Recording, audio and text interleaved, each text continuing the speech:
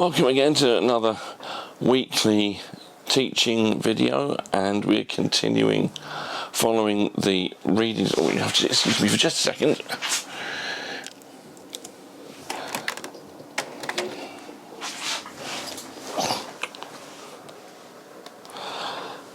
Always forget something. I'd forgotten to turn the sound off on my PC and my phone. So anyway, and the other thing I've forgotten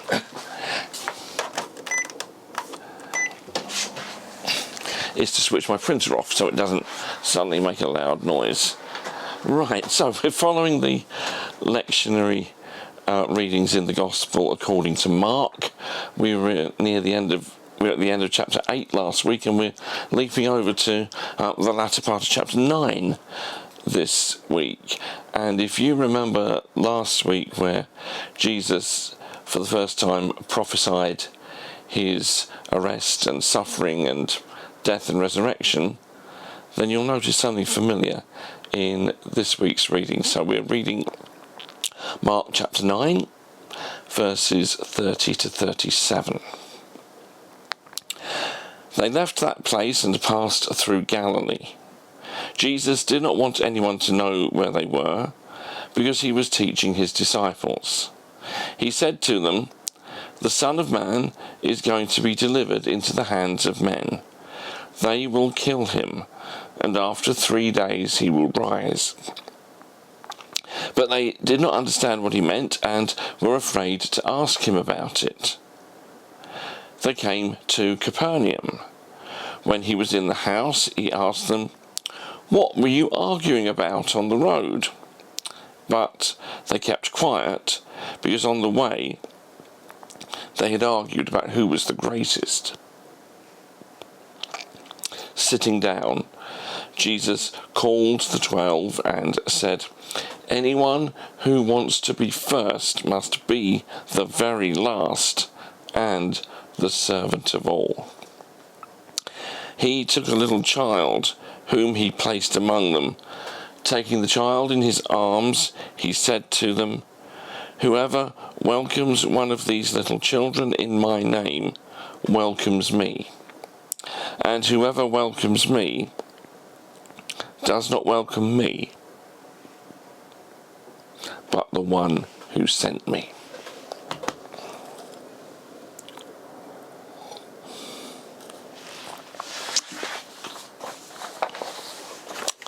How many times must I tell you? And if you're a parent, how many times have you said something like that to your children? And how many of us remember being on the receiving end of those words when we were kids? Today's reading is a how many times moment between Jesus and his disciples.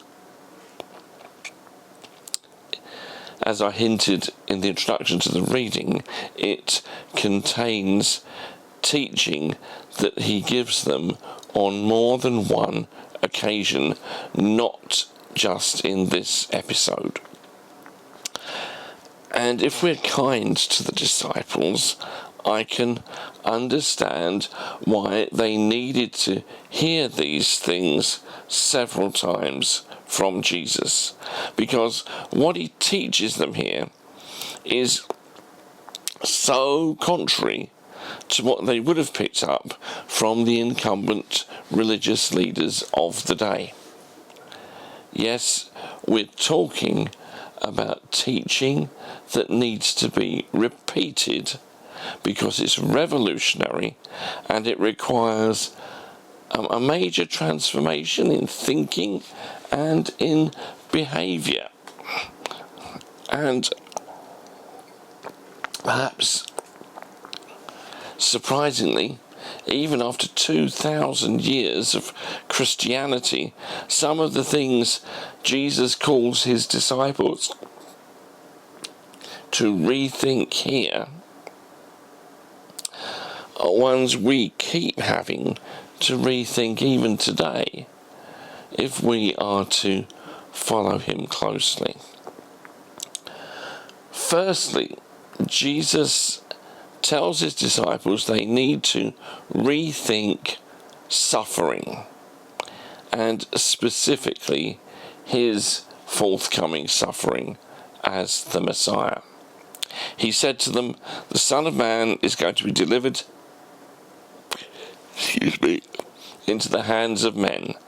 They will kill him, and after 3 days he will rise." We know what a revolution it was for the first disciples to consider that Israel's Messiah would be a suffering figure, not an all-conquering, triumphant warlord in the conventional sense. And we stand on centuries of Christian tradition about all that Jesus accomplished through his death on the cross: the forgiveness of sins, reconciliation with God and with one another, the defeat of death and of the powers of evil, all out of his love for us. And we mark that with crosses in our church buildings and taking Holy Communion. But despite that, we too lapse from the centrality of Jesus' suffering at times. We want to settle our arguments by the might is right route. We like to see our political opponents and other opponents well and truly done over if it's politicians at the ballot box. We talk of that neighbour that we're never going to forgive.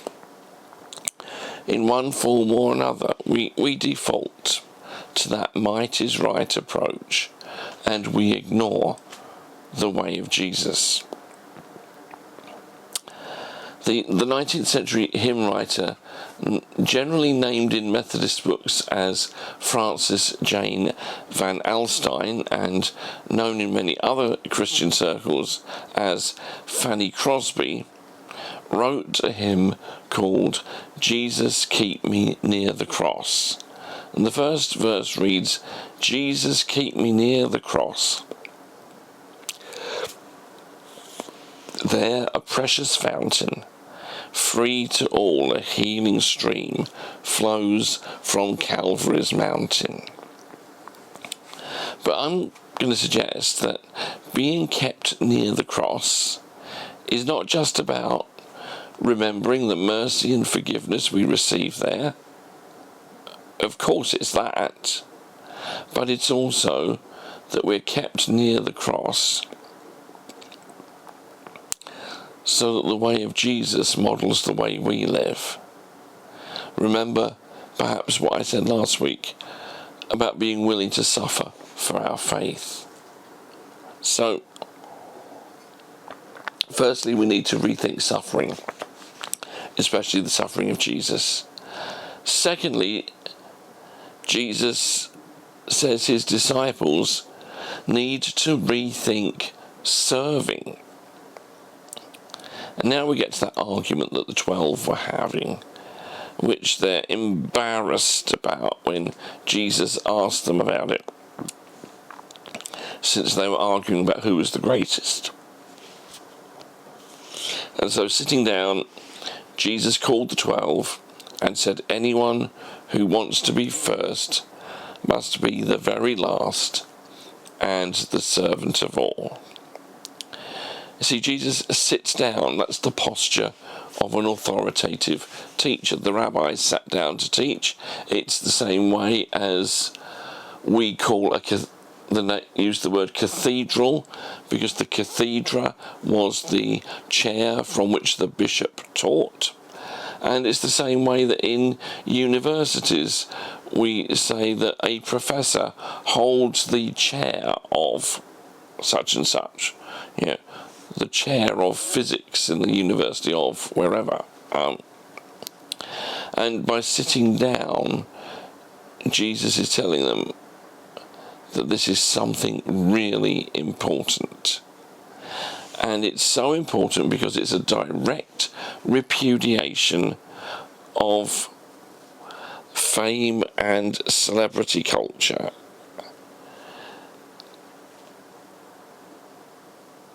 You can't read this and still go along with the way that we virtually lift certain people up in our society as effectively famous for being famous, nor the way we just revere someone simply because they hold a certain office. We might respect the office. Now, you might think that that sort of thing doesn't go on in the church, but I have bad news for you. It was very real among the disciples 2,000 years ago, and it's pretty real today as well. It's alive and kicking, and it's a poison. Let me give you one particular example.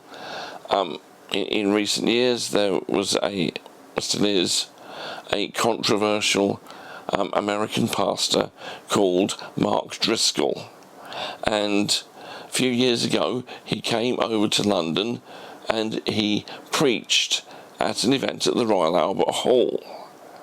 After the event, a few people were waiting outside to get Driscoll's autograph and a selfie photo with him. Afterwards, as they drove away in a taxi, the colleague who was accompanying him from the church expressed amazement that a pastor would get that kind of response. And you know what Driscoll's reply was? He said, "I don't know if you've noticed or not, but I am kind of a big deal." Now, you may say that's an extreme example, and of course to some extent it is. But given how we have our Christian celebrities, given how we think certain people of a particular rank are more important in the church than others, I want to tell you that we have a problem here. And it shows how we're not taking Jesus seriously. You see, Mark Driscoll never learned his lesson, and his church back in Seattle imploded. He has since planted another church, this time in Arizona, and the warning signs are out again. We need to learn the lesson of serving for the sake of our own spiritual health and for the health of the church.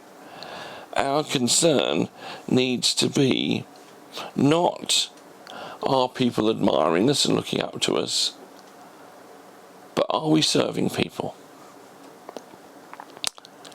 And that takes us to the third and final lesson that Jesus has for the apostles here, which is rather connected with all that. He took a little child whom he placed among them. Taking the child in his arms, he said to them, "Whoever welcomes one of these little children in my name welcomes me. And whoever welcomes me does not welcome me, but the one who sent me." What is this about? Some people have a very sentimental answer. They say it has to do with the simplicity or the innocence of children. Well, honestly, if you answer like that, how many children have you spent time with? No. Jesus here is calling his disciples to rethink status. You see, in first century Palestine, children had no social status whatsoever. They were under the care and authority of others, and they had no rights of their own. How do we receive that in a culture where we are forever banging on about our rights? And this brings everything that Jesus has said so far to a climax.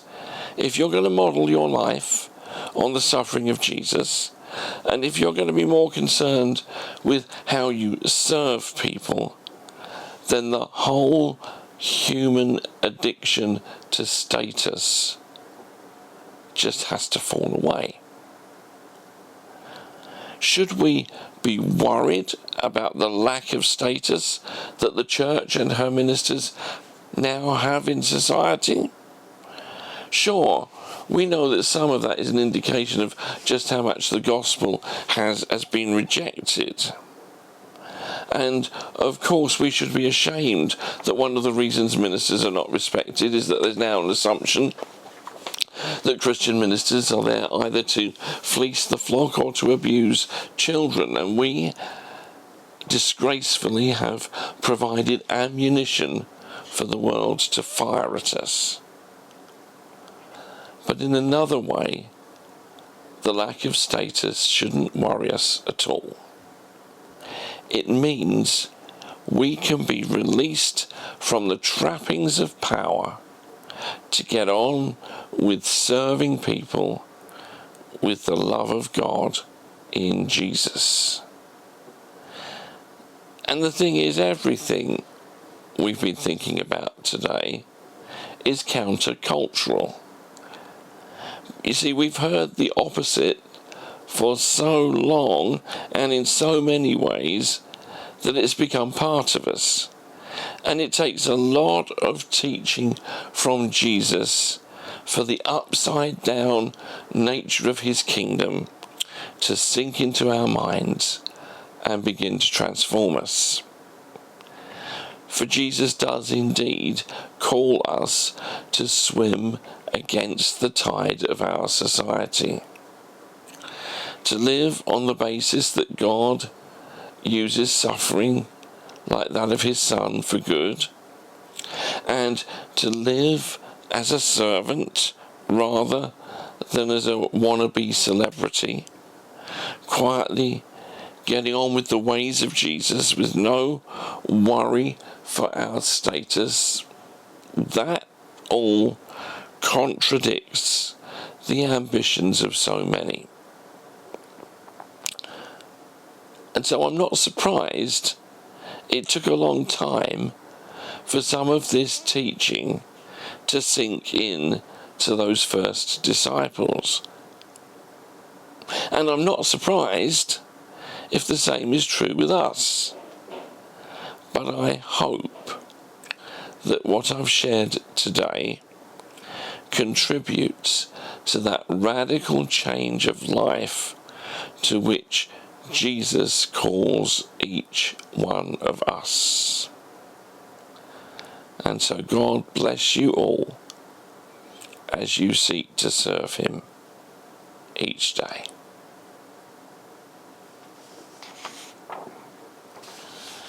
Thanks for joining me. Thanks for listening. I do hope you found that helpful.